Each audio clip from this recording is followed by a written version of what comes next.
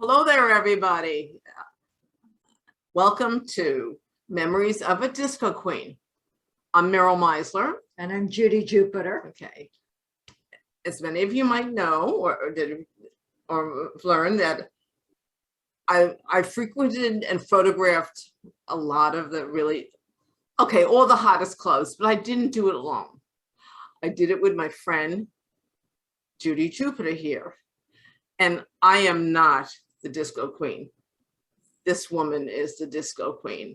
And Judijupiter has selected some of her favorite photographs I took of her that are in my 3 books. And she's going to tell you some of the real juicy stories behind them. So get ready for an interesting ride. And please, if you have questions at the end, we will answer them. You can put them in the chat box. So again, welcome, and take a ride back to hot 70s. Take it away. Late 70s. Okay. This is Memories of a Disco Queen. I'm Judijupiter. Next photo. This is Meryl's very, very first book that she's ever published. Next photo. And this was us. I was the first photo in her first book she ever published. It was Meryl and I were at a black and white party at Lamouche in 1978. Meryl, of course, is wearing black and I'm wearing white. I'm wearing a white boys t-shirt, no bra, white plastic baby pants with my pigtails hanging out of the holes for the legs. And on my ass, I was wearing boys underwear with the N written on the back. And that end was in my book. It was the last photo of Queen of the Bee Girls. And in Meryl's book, Paradise Lost, Bushwick era disco. And both times they use that photo as their end photo. Next photo.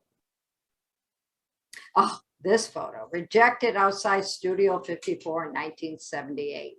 For over a year, Meryl and I got into Studio 54 and never had to pay because of Gifford Wallace. They were Studio 54's PR firm. And when Studio first opened in the summer, Meryl and I went there and we talked to the assistants and said, listen, I want to be the model and the writer. Meryl wants to be the photographer and the costume designer. And then I pulled out my dress that I had just gotten from Henry Bendel's. It was an antique lingerie from Henry Bendel's. It was so sexy and they went crazy. And they said, as long as you want to come to Studio 54 and we're representing them, you're going to be on the guest list forever. And so they even gave me a piece of paper and said, would you write down people's names that can get in? I didn't know names. So I wrote guy with a hat, guy with jeans, guy, Bushwick guy. I wrote all these different things. So and it was really good. Well, anyways, when we started going to Studio 54, Lynn was the doorman. He was the original doorman. And he got mad at me because I'd always try to get my Long Island friends in. And he said, I should reject you too for playing that trick. Well, he didn't last long. And Mark Beneke took over. Now, Mark Beneke liked me a little too much. And he kept giving me his phone number to call him. But I found out from a girl he was dating, Shelly. She said, don't date him. He's very possessive. And you can't meet men at Studio 54. He'll get very possessive and mean. And then what happened was he came to me again. He goes, listen, I changed my phone number. And he gave me his number again. I never called him to begin with. I guess he was just persistent as can be. But me not calling him, this is a picture. He finally rejected me from going in. And, I heard that Studio 54 did that to many, many other people. They rejected Cher one night. And it was just a game, mind game. They were just doing that to everyone. And you can see on my neck, I'm wearing a skirt as a shawl. And this photo was just about seen all over the world. And Meryl, she got a standing ovation at Basel with this photo. They applauded her. Next photo. 2 for 1. Wow. This was at Lamouche again in 1978.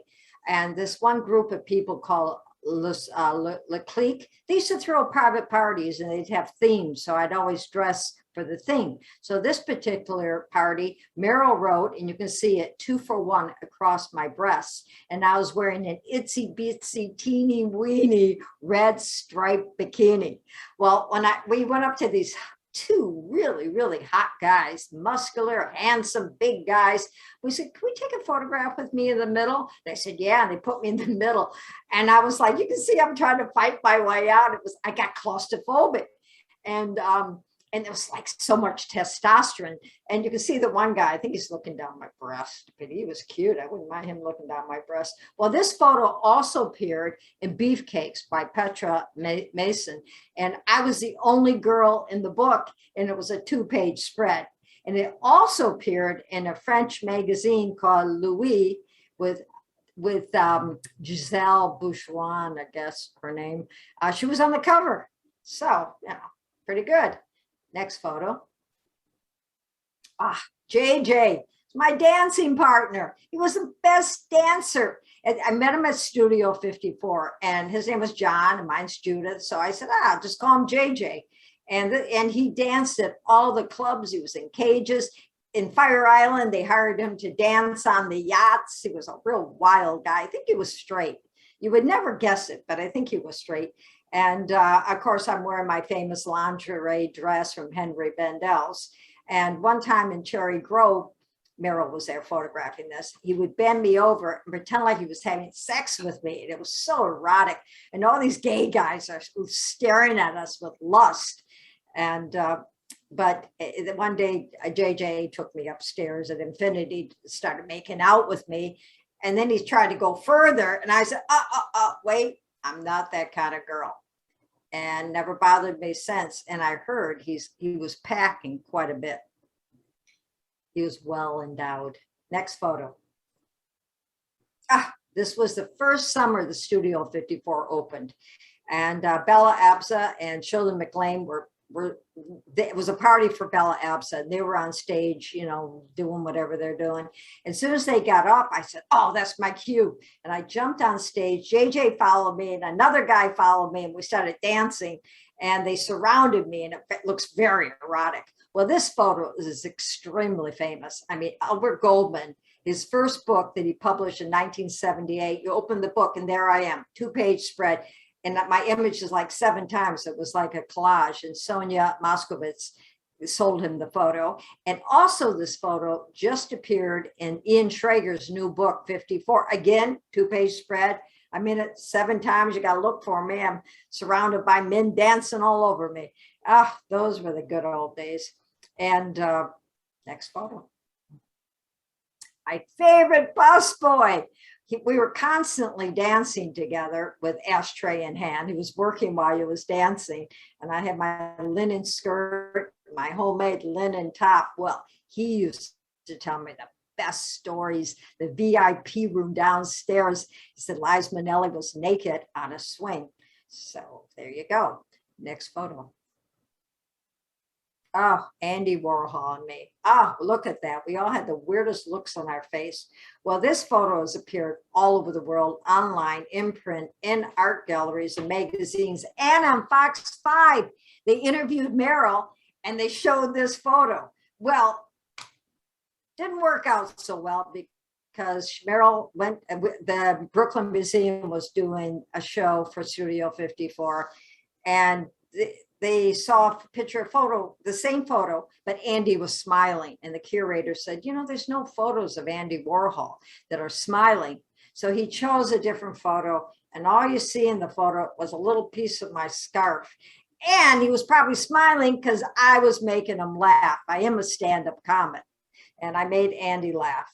And so Andy, one day when we were at a party, Andy told me, he said, come on by, interview sometime. And at the factory. And I said, wow, yeah, okay. And I thought, good, I'll bring Meryl. And then my friend who worked at interview said, don't go. Andy uses people, takes advantage of them. And I thought, oh shit, Meryl's not going to like that because her photos and her negatives. So it was one of my biggest regrets, but I didn't go by there. And I was so upset that I didn't. God knows what my life would be today, being an Andy Warhol factory girl. But we used the same cameras, a Leica CL and a Minox, a Tony Minox that made triple shots. Next photo. Oh, this is her next book. You can probably see the book. That's her second book. Next photo. And in that book, Girls, me. Oh, Meryl and I used to photograph all the time in Times Square. Oh, I loved it. There were transvestites and hookers on every corner selling their bodies. There were drug dealers. You could get pot, window washers, go-go bars. I mean, it was a blast. And I really, really, really miss those days. And I was posed with some guy we just asked to pose with. And these guys were cruising us, probably thinking I was a hooker. I loved it. Next photo. Ah, this is my absolute favorite shot Meryl has ever taken of me. I look like a beautiful Spanish or black girl, but what I really am is a Cherokee from Detroit. So that's comparable, right? And so this guy happened to work at Playmates. This was at Playmates, a go-go bar that I worked at. And he was a flyer, passing out flyers to guys to come on in. And he was showing off for Meryl how he could blow smoke out of both nostrils. And so Meryl photographed it. And I want to give a big thanks to Patty O'Brien, Meryl's lifetime partner of 40 years. She didn't know I loved this photo the most. And she made this photo the Zoom photo. So thank you, Patty. It's beautiful. Next photo. Oh, I'd tell you my name, but you know, it'd only be a lie because we always lied about our names and ages in this business. I read in the topless bottomless business, go-go bars. And I read an article in the Village Voice that said, earn $2,000 working as a waitress, bartender, dancer. And I thought, oh God, I need a job. So I went to Playmates and I said, I want to be a bartender. And they said, okay. And I needed a job. I did have bartending experience. I had worked at Tramps on 14th Street until I tipped the till and I got fired. So, and this was my birthday party. You can see the girls are topless. You see a cop down there. And the moral squad was constantly trying to bust us. They got me one time, false accusation, but I had a good time in jail. 2 nights in the bullpen. One of the best stories I ever wrote, but you can see nipples everywhere. And these poor girls are probably starving to death. I brought these cupcakes. It was my birthday. And I was lighting it, and you can see they're all like looking to dive into it because they never let us eat. They wanted to keep us thin. So at 1 o'clock at night, they would let us have hot chocolate. So I brought cupcakes, Meryl was there, and we photographed it. Next photo. This was a job. I told you I was a bartender at Playmates, but there was no money in being a bartender because you had to count on the dancers to give a percentage of their tips. Now, you know, that's not going to happen. And when I first went to get the job at Playmates, the manager said, well, why don't you be a waitress? I said, oh, no. He goes, why? You're afraid somebody's going to grab you? And I said, yeah. And we both laughed. And so instead I became a waitress, and I hustled men into buying me 69 bottles of fake champagne, which was really apple cider. And we served them 3-2 beer. Next photo. I met Meryl at Mardi Gras in 1977. We became fast friends, and we started photographing magazines, PR firms. And I also met a girl on that bus called Denise. Denise was a real jock. So she got a job in West Hampton at the Bath and Tennis Club. And so she invited Meryl up, Meryl and I up all the time. We got to stay at her house. We went to the tennis club every day, you know, and I met a guy, Michael. Well, Michael was a pot dealer, so I'm sure that's one of the reasons I met him. And we went to his condo, which was right next door. His dad was this big time doctor. So you can see he has a scale full of Thai weed. And Meryl wanted to take the photo, so I pulled up my top and we saw my nipples and the Thai weed. I think it's a great shot. And somebody said, is that your Thai weed? I said, I never had that kind of money. Thai weed went for $10 a stick back then. in 1977. Next photo. Oh, cocaine. Isn't that a great shot? You can see my eyes. Well, cocaine was really, it was extremely popular in the 70s. I mean, you go in restaurants or bars, people be snorting it right off the table or at the bar. No one cared. I mean, we were free spirited. Everything was wild. You didn't say no to anything. I mean, we were the crazy, we're the Caligula of the time.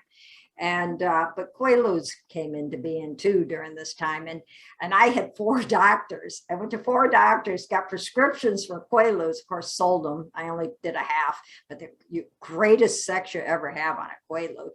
And then Quaaludes, people started making homemade ones, and they put rat poison in them. I many times heard about people dying from that. And eventually, they outlawed Quaaludes.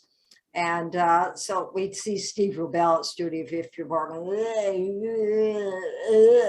he was on Quaaludes because you slurred your words back then. But Meryl and I, we never really did heavy drugs. We were more into, we were potheads. And we didn't drink because it was too fattening and we didn't have the money. So we just drank black coffee all day long, and we needed it to stay awake because what made Meryl walk all over Manhattan. I'd never take subways or buses. And then we danced all night. So we were high on pot and black coffee. Next photo. CBGBs, that's me on stage with who knows. Well, I met in Mardi Gras in 1977. On the way there, we took this thing called the Gray Rabbit bus, and I got on. There were no seats on the bus. Everybody was laying on the ground. I thought, oh no, I don't have a blanket. I don't have a pillow. So then halfway through the trip, I noticed this really handsome, big, tall, gorgeous man just sitting there by himself, and he had a light, and I had a book. So I walked over to him and I said, can I use your light to read my book? And by the time the lights went out, we were having sex. And little did I know, across from me was Meryl. And I didn't know Meryl then. And the woman next to her was Felicity, and she just wrote a book about her experiences with young guys. And then there's this sweet, cute little Mexican girl next to her, Carmen. Well, in the morning, the next day, Meryl walked up to me and she said, would you pose nude in men's magazines for me? I got a job, an assignment. I said, sure, without hesitation. And Lenny came home with me. It didn't last long because it was nuts. Oh, most men are, aren't they? And but fun, as long as they last. Anyways, Lenny got a job at CBGB. So Meryl and I decided to go visit him. He was the bartender there. And oh, it was the bathrooms were so disgusting. I mean, you would rather pee outside, which I probably did because you didn't want to touch anything. And the people that performed there were like Patti Smith, the Ramones, and Sex Pistols. One day, Johnny Rotten, I was photographing, he goes, get out of here. And, nothing really scares me because I'm from Detroit and I'm an Indian. So nothing, I'm pretty tough, and he scared me. And there was a busboy working at CBGB's named Peter, beautiful face. And he said, will you take me to Studio 54 sometime? And I said, yeah. He goes, but I'd like to dress as a woman. And so Meryl and I went to her drag queen friend and got a bunch of clothes, makeup, and jewelry. So we dressed Peter up. He looked gorgeous. So he took him to Studio 54. All these guys were hitting on him. And at the end of the night, of course, I took him home and had sex. Next photo. Oh, this is her third and final book. Next photo. Me with Grace Jones. Oh, what a performer. This was at the Farfel opening in 1978. And the tall man behind me, I just met him 2 weeks ago in Cherry Grove because he was showing off names. I go, names. And then I pulled out my photos. I got like this. He goes, oh my God, that's me. That's me for 1978. The guy's still really handsome. And then he told me the guy behind Grace Jones is Cy Berlin, and the woman, the tall woman, is his wife, Grace. And he said they put Grace Jones on the cover. Oh no, her name's not Grace, it's Ellen Berlin. And they put Grace on the map. They made her famous. And this is me, of course, in my famous lingerie dress. And you can see Grace has given me quite the look. I loved it. And Meryl and I saw Grace perform many times. And one time at Roseland, she was performing, the lights went out, turned on, a cage, it was a real tiger. The lights went out, went back on, and Grace is in the cage. Of course, no tiger, but one of the best performers, best singers. She could move. She was, wow, she was hot. Next photo. Oh, this. Meryl would constantly write on my body. So I'm wearing my itsy bitsy teeny weeny bikini, and she wrote, no, only all credit cards accepted. And then on each cheek of my ass, there's an N and there's an E. The N stands for neurotic, and the other cheek is erotica. That was what we called ourselves back in the disco era, neurotic erotica. Great name. And on my ass, pinned with safety pins, this is $1 million. I guess that's what I thought I was worth. And the guy I'm with, I'm not sure who he is, but he has his leg wrapped around my leg, and I have little socks and high heels. It was amazing. You could see me on the reflection, my face on the other side. Next photo. Love, love, love safety pins. I think I created the look personally. I would string safety pins. And in this case, I took photos that Meryl took of me, little 3x5s. And we put in the photo, I'm laying flat, and we have bags of pills and drugs, all sorts of things. We placed them on my body to cover, my private parts. And in the other photo, I'm bent over, and there's a bunch of dildos, all sizes and colors. And that was at the Underground. And the woman that dressed me up, it was for, It's a Man's World. It was at Infinity. And she dressed me up for the party in one of her costumes. And her name was JoJo. She owned the sex toy shop on the West Side Highway. It was very gay. It was the wildest place. I mean, 200 guys would hang outside that store because the Anvil was right next door where guys would, with anything, any devices. And so she dressed me up, and she had the first sex club, like Plato's Retreat, but hers was gay and it was called the Underground. Next photo. Oh, this was taken on the way to Studio 54 in a taxi that only cost 25 cents for the first mile. Well, Meryl painted her hands with white paint and placed them on my body, on my stomach, and on my ass. And I have a flower in my ear. I'm not crazy about the photo, but you know what? It was 100 years ago, and I wish I still looked like that. Next photo. And this is me the same night. This is what it looks like on my ass. Well, I must have known this guy because I crawled across his body, and I took the shot to show the hands on my ass. Next photo. Oh, the famous film skirt. Yes, this photo was seen at the Brooklyn Museum, March 2020, for the Studio 54 Night Magic exhibit. I mean, this was a great photo. It was a film night, and I used to live with Meryl, and she lived in a whole 3-story brownstone. Me and my cats, Meryl, and her cousin was away for the summer. So we got the whole place. Can you imagine having a whole brownstone on 90th Street? So anyway, she took her film strips and weaved them through my bathing suit bottom, and it made a skirt. Well, a friend of mine picked me up. When he picked me up, my skirt slid down, and you can see the crack of my ass.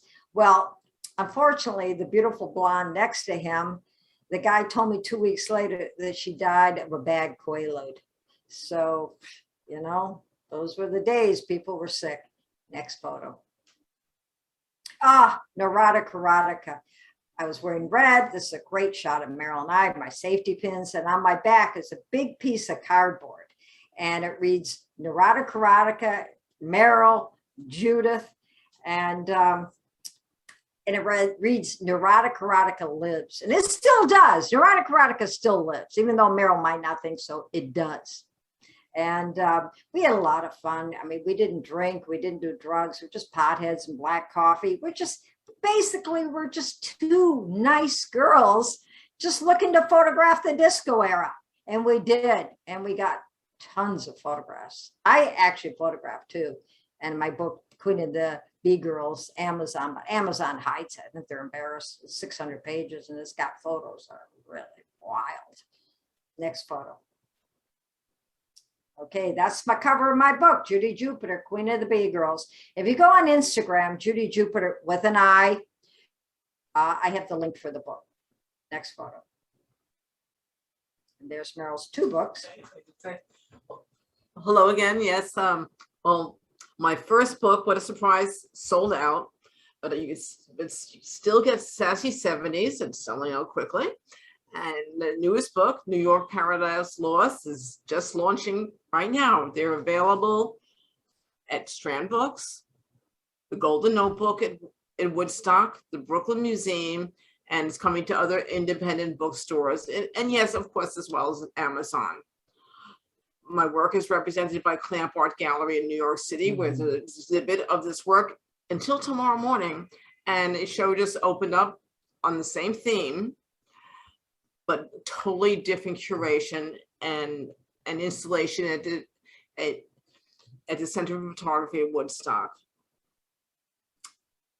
And please support independent bookstores. We need them, and we need you. Okay. Next. The end. Okay, it's not really the end. First of all, the beginning of the end. Okay, if there's anyone has any questions, I'm going to open the chat room and let's see what there is, and we're going to answer them from the heart. Okay.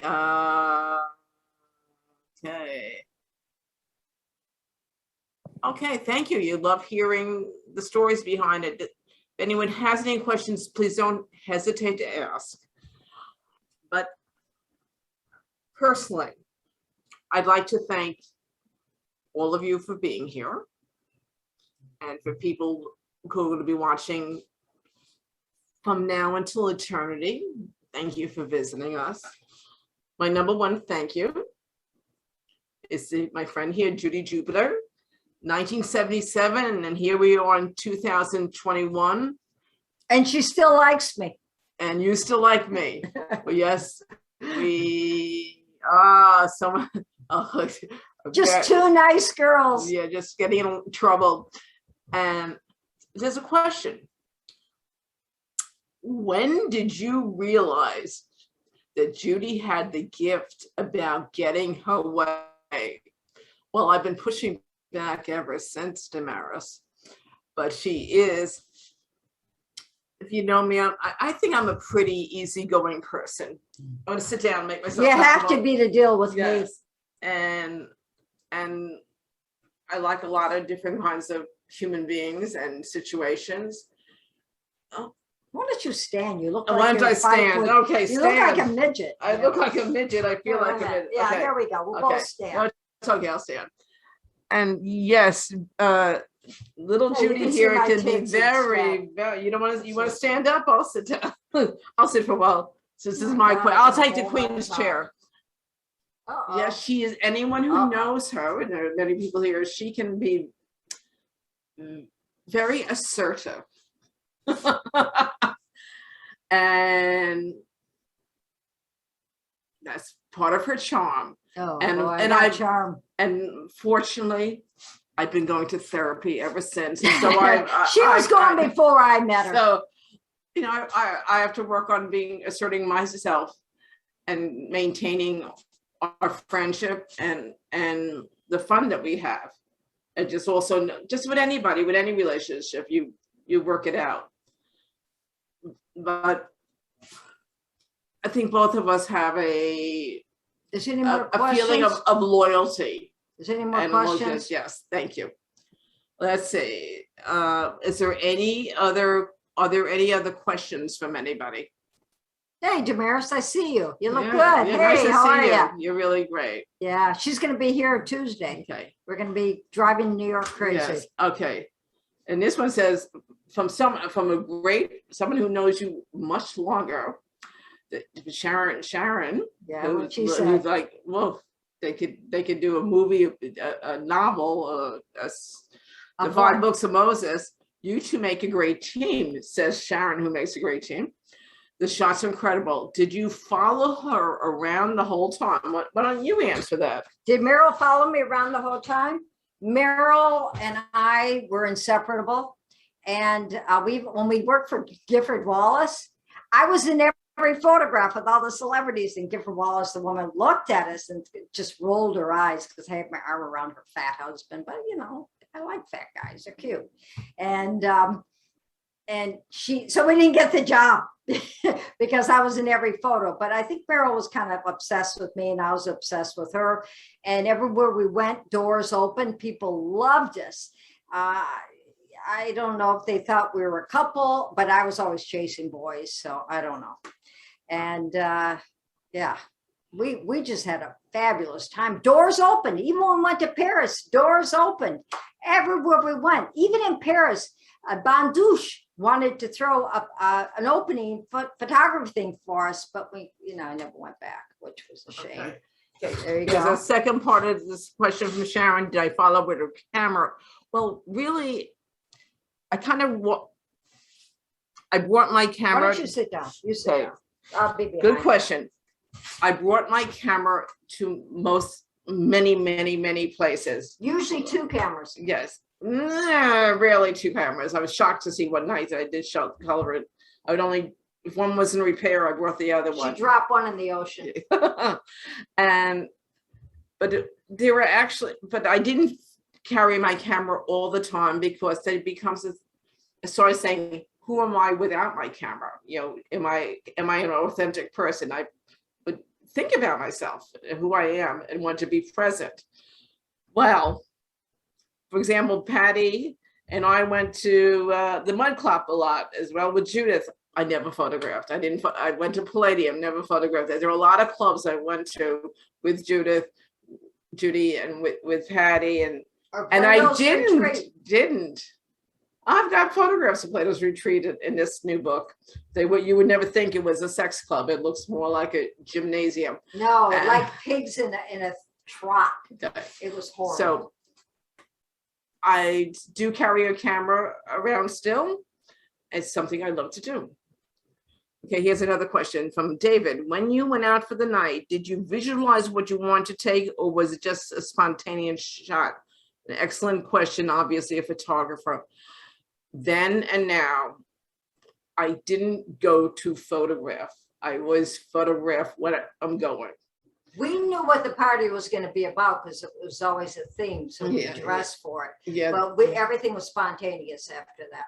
And the primary thing was to go out and have fun. And the primary thing even now in the street is just, I'm on my way somewhere, I'm going someplace. And also I was shooting film, so using a medium format camera, 12 images to a roll. And sometimes they had 220 films, so maybe 24.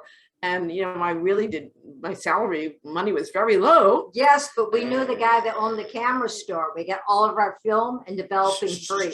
He'll lose his job. And he's gone. So I was very selective, and I still am. Just so it was fun. It was, if something caught my eye as being so typical, or so like something I've never seen before. That's the answer. This is a question.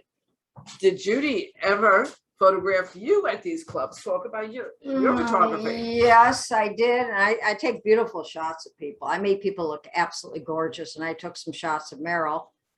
In fact, I gave her a book on her last birthday, 40 photos. You remember that? Yes, and the photos, I don't know why, but I do runways. So I do a lot of action, beauty. Tell about your own photos in your book.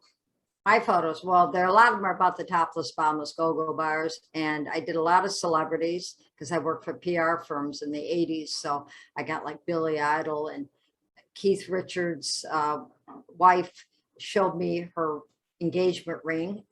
Billy Idol posed for me and said, "Me best friend." And James Brown asked me to go to a private party when we were in Milan after his performance. And I took a lot of shots of him. Got my ass pinched 100 times trying to get the photo, and just a lot of good shots. I mean, I took a lot of celebrities. And Tina Turner was scared to death of me when I photographed her outside the Trump Tower. I just went there because my models were working the shoe shows and they had a performance. I didn't know they would. And I photographed Tina and she was like, oh, but I got some good shots of her. Yeah. And, you know, my book's 600 pages. So it was 200 photos, 200 napkins and stories. I actually wrote a screenplay, a one-woman show and a book. There you go. What is there another photo? Yes. Okay. Damaris wants to know, did you get comped a lot like me? We never paid. We had no money. We had to get it free. We had no money. We didn't have to pay rent. I paid rent. Okay. You did back then? I paid rent. Well, I didn't have to because I didn't have to. Okay. And our food, we never ate. We had yogurt in the morning and we didn't eat after that. I think I was 93 pounds. And I made Meryl walk for miles. And we got in everywhere free. And we didn't drink. And every once in a while, guys would take us out to dinner. And we'd share the meal because we didn't really eat. Okay, what else? I actually think, you know, like with the drugs, it's like drugs were everywhere and people were giving it to you. I actually think it was a way a lot of poppers that people were getting. I think it was an underhand thing of getting people hooked as well. And I feel very, very, very fortunate that I didn't. Meryl told me we don't want to do heroin because if we liked it, it'd be very hard to say no. So we never did anything hard. Okay. I think we snorted it one time. She thought we did. I did. Some disco owner gave us some brown stuff. We snorted it, and I thought it was cocaine. She said, "I think that was heroin." I go, "Oh." I didn't. I was very upset. There was a club owner who gave us something, and then afterwards said it was horse, and I was like, horse. And he said he was going to break Meryl's legs if she didn't give up her negatives of him. So I know I never gave my negatives. I got a police order of protection instead. He never bothered me again. That was the only bad experience, and I feel very fortunate that I personally just didn't like any cocaine because it was everywhere. We were already hyper. We didn't need cocaine. So we were high on coffee. Okay, yeah. So in terms of comping, that's the answer about comping on the bigger level. We never paid for anything. Okay. Yes. He sounds like a madman. Yes, he was a madman, and I understand that his name was Jay. Let's not go, but I understand he has spent time in jail. Since then? I think yes. Oh, he's probably corrupt. Yes. Did we ever beat Disco Sally? Oh, plenty of times. I got a photograph of Disco Sally. It was a theme party, and there's a picture of me putting baby powder. Like my hair became this color in my hair, and I wore my hair like Disco Sally. And there's a picture. It's called Discotheque magazine. I'm on the cover with Disco Sally, and I'm in the photos for Le Cirque. Yeah. No, this Disco Sally, just like Rollerina, she was out all the time, and she was actually shorter than me, and I'm petite. And she had a lot of energy, and a lot of cute guys carrying her through the clubs. They would carry like Lady Gaga, how she's carried in. Disco Sally was carried in just like that, but she wasn't wearing a costume. What was she wearing a costume? She was just wearing her clothes. She was a lawyer, a 90-year-old lawyer. I don't know, maybe she was in her upper 80s. And she married a very handsome young man. They actually got married in discos, and they got a lot of pictures. And as obviously, do the math, this was 77, this is 2021. And I was definitely of age. And we're not kids. And I kept on saying, oh, well, going out. And it was like, back then I said, well, I don't want to be Disco Sally. Well, right now, after being in these 15 months in the pandemic, as soon as things lifted, 2 weeks ago, a drag queen friend of mine, Madame Vivian V, was going to be performing at the first. It was a party at combination of House of Yes and Suzanne Barsh, and they put at Sony Center, and I said, I'm going. It's like now I understand. I was invited. Sally. Was it crowded? Yeah, we were invited. It was packed. No. But I understand wanting to be Disco Sally because your other choice is like I'd be down or up somewhere else. So I'm not going to go out every night. I already am married to Patty, so I'm not going to be marrying some young thing. But I understand wanting to dance and enjoy life. I mean, she was a widower, and she could either go into hiding and wear a black veil over her head, and she chose to go out and embrace life. And she sure did. And she had great moves. Yay. Any more questions? Any other questions? Okay. Well, Thank you for yeah, listening. yeah. And it's my first Zoom thing, and I kind of like it. Meryl said I'm a natural. Oh, I thought I was going to read from my script, but you know, when you know stories, you know them. okay. And I do Instagram at night, 8:30 live most Okay. nights. Hey, Tequila, you got something you want to ask us? Okay. We can't hear you. You gotta type it. Damaris wants to know, who was the first celebrity that you met? It's great. Who was Judy? Who was the first celebrity you met? Maybe Teddy Savalas. He was at Studio 54. That first night he was. Yes, Teddy Savalas, I think. Yes.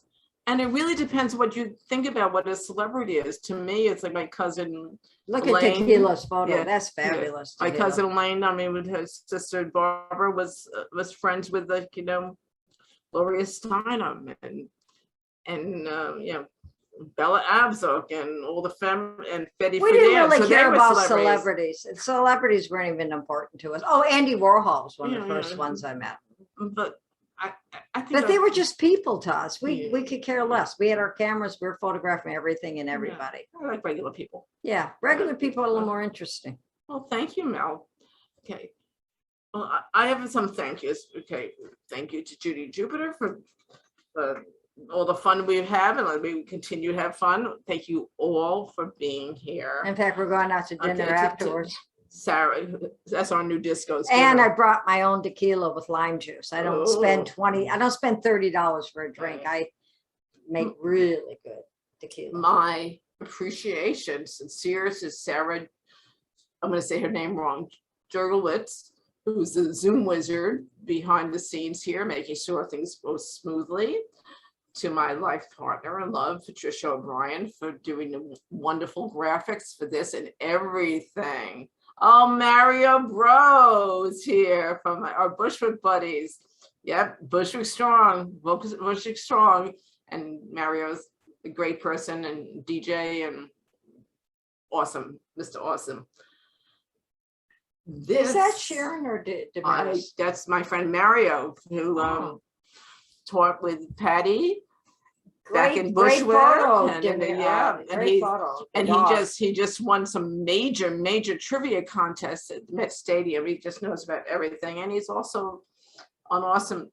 He has got a bar out of his garage. They bought friend's garage that they broadcast, and just the salt of the earth.